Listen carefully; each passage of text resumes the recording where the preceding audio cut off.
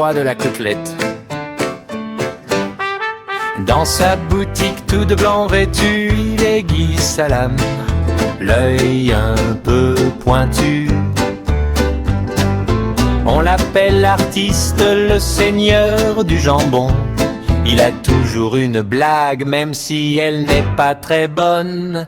Bonjour ma petite dame, je vous mets la main de ma fille. Elle répond d'un air grave, avec ou sans l'os, ma cheville.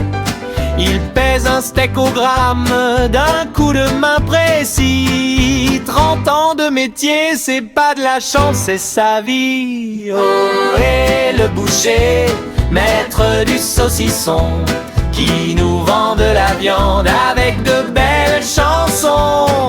Entre un mot d'esprit et un tour de couteau, il nous découpe la vie en petits morceaux.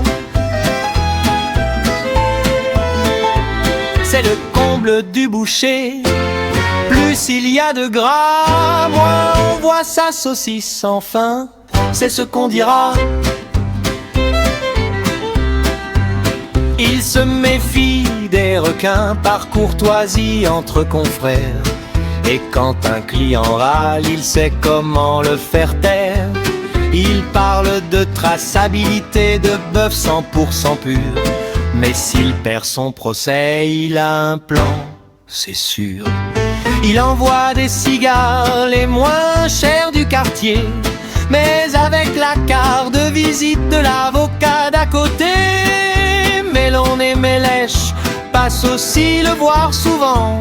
L'un prend une côtelette, l'autre préfère le vent. Si sa femme ne dort pas, il lui parle de son job, des abats, des rognons, de son dernier noble homme. Il n'aime pas le tofu, encore moins les godemichets, car pour lui les substituts c'est vraiment faire un rejet. Il préfère la Guadeloupe, son île de prédilection, car pour la Guadeloupe il a une vraie passion. Oh, et le boucher, maître du saucisson, qui nous vend de la viande avec de belles chansons.